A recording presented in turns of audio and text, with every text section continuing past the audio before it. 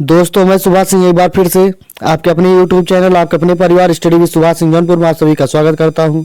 जैसा कि आप थंबनेल में देख चुके हो, हम एनसीईआरटी सार संग्रह की सामान्य ज्ञान की बुक लेके आए हैं, जिसमें से हम राष्ट्रीय कांग्रेस के बारे में कुछ जानकारी ले चुके हैं।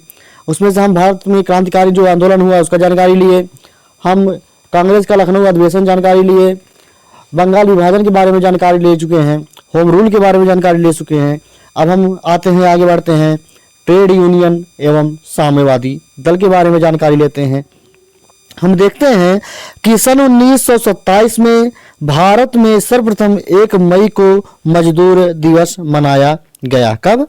1 मई को मजदूर दिवस मनाया गया 1927 से, ठीक, जो भारत में मजदूरों की बढ़ती हुई राजनीतिक चेतना का सूचक था।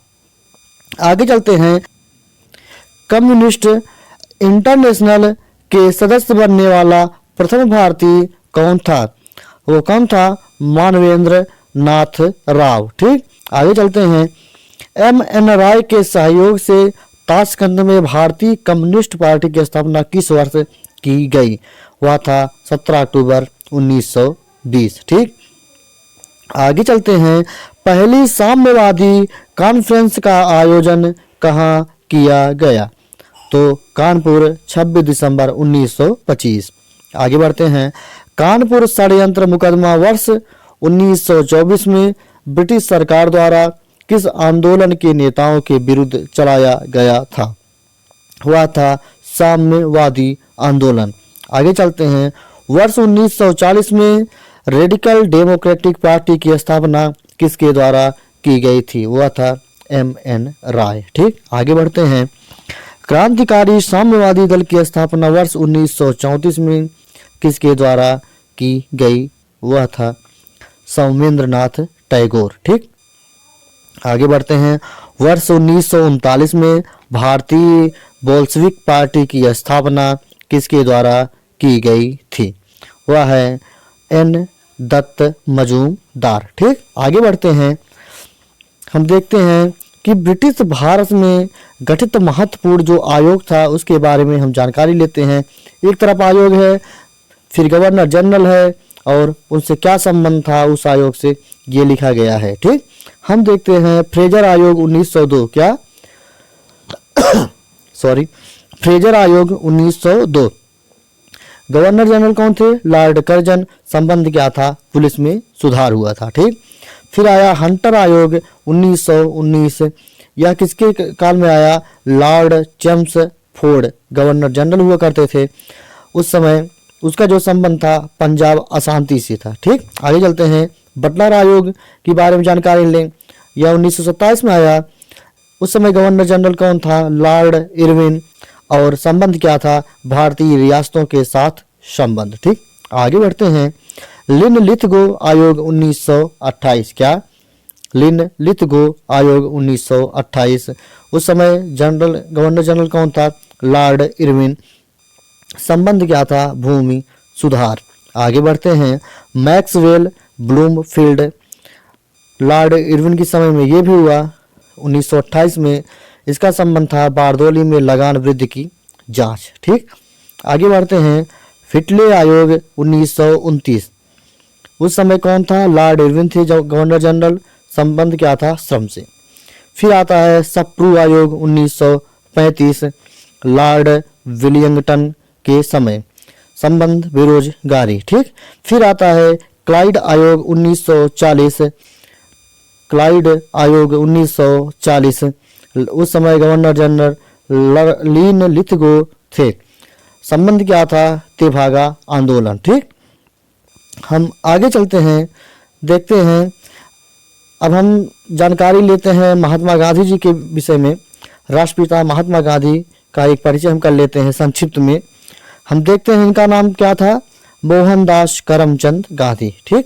गांधी जी का पूरा नाम मोहनदास करमचंद गांधी था। इनका उपनाम क्या था? मोनिया। क्या? मोनिया। पिता का नाम क्या था? करमचंद गांधी। इनकी माता का नाम पुतलीबाई था। इनका जन्म 2 अक्टूबर 1869 ईस्वी में हुआ, ठीक। मृत्यु 30 जनवरी 1948 में हुआ, ठीक। जन्म स्थान में अगर जानकारी लेने की तो जन्म स्थान था पोरबंदर, गुजरात। ठीक। अगर हम इनकी विवाह की बात करें 1883 ईस्वी में कस्तूरबा गांधी से हुआ। ठीक।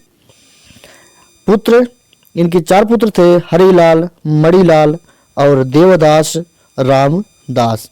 हरिलाल, मणिलाल, देवदास रामदास। इनके राजनीतिक गुरु के बारे में अगर हम जानकारी लें तो वो कौन थे? गोपाल कृष्ण गोखले। प्रमुख शिष्य के बारे में अगर जानकारी लें तो इंग्लैंड में जन्मी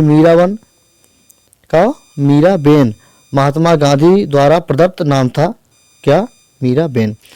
जबकि इनका वास्तविक नाम था मैडलिन स्लेड। ठीक।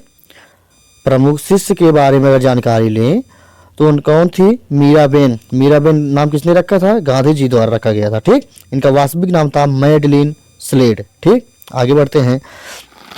कानून की पढ़ाई के लिए इंग्लैंड प्रस्थान कब हुए? 1888 ईस्वी में मुंबई से। ठीक। कानून बैरिस्टर की डिग्री प्राप्त कब हुआ? 1891 ईस्वी में। ठीक। अब्दुल्ला के मुकदमे के लिए दक्षिण अफ्रीका कब गए? 1893 ईस्वी में। दक्षिण अफ्रीका में नटाल कांग्रेस की स्थापना 1894 ईस्वी में हुई। दक्षिण अफ्रीका में जूलू व बोअर पदक 1899 ईस्वी में प्राप्त किए। ठीक। कैसर ए हिंद की उपाधि 9 जनवरी 1915 ईस्वी को मिला। हम बात करते हैं कांग्रेस अधिवेशन में प्रथम बार शामिल 1901 कलकत्ता अधिवेशन। ठीक। डरबन जो कि दक्षिण अफ्रीका में फिनिक्स आश्रम की स्थापना 1904 ईस्वी में महात्मा गांधी जी द्वारा किया गया था। ठीक। आगे बढ़ते हैं। हम देखते हैं सत्याग्रह का प्रथम प्रयोग 1906 में दक्षिण अफ्रीका में किया गया। ठीक। जीवन पहली बार जेल कब गए थे? 1908 में इनको जेल का अनुभव प्राप्त हुआ। टॉलस्टॉय फार्म की स्थापना 1910 ईस्वी जोहान्सबर्ग दक्षिण अफ्रीका में। हम आगे चलते हैं। महात्मा गांधी की दक्षिण अफ्रीका में सक्रियता 21 वर्ष में। ठीक। महात्मा गांधी का भारत आगमन 9 जनवरी 1915 को। कब?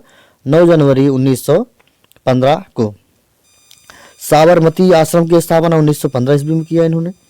कांग्रेस अधिवेशन की अध्यक्षता 1924 ईस्वी बेलगांव कर्नाटक में किया था। ठीक। आत्मकथा इनकी है सत्य के साथ मेरे प्रयोग 1925 ईस्वी में।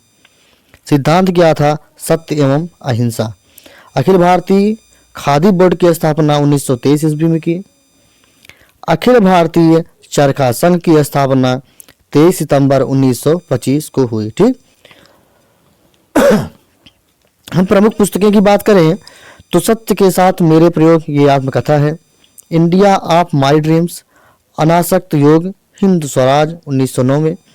गीता माता, सप्त महाव्रत, गांधी जी का वास्तविक दर्शन व पश्चिमी सभ्यता का विरोध और सुनो विद्यार्थियों या सुनो विद्यार्थियों।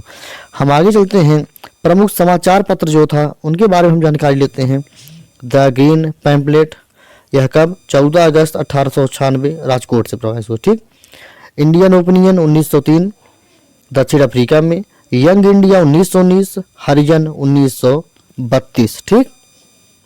ये हुआ गांधी जी के बारे में संक्षिप्त जानकारी। आगे चलते हैं। अब महात्मा गांधी की जो प्रमुख उपाधियां थी उसके बारे में हम जानकारी लेते हैं। कौन सी उपाधि किसने दिया था? हम देखते हैं। कैसर ए हिंद। कैसर ए हिंद कब मिला? प्रथम विश्व युद्ध के समय। भर्ती करने वाला सार्जेंट प्रथम विश्व युद्ध के समय। भंगी शिरोमणि दक्षिण अफ्रीका के प्रवास के दौरान। ठीक। कुली बैरिस्टर दक्षिण अफ्रीका के अंग्रेज मजिस्ट्रेट द्वारा। ठीक। कर्मवीर दक्षिण अफ्रीका के सहयोगी द्वारा इनको कर्मवीर कहा गया। हम बात करते हैं सेवाग्राम का संत, यह आश्रम के अतिथियों द्वारा इन्हें कहा गया। आधुनिक युग के अजातशत्रु डॉक्टर राजेंद्र प्रसाद ने कहा। किसको? महात्मा गांधी जी को। आगे चलते हैं। मलंग बाबा, यह उपाधि किसने दी? कव्वालियों द्वारा। ठीक।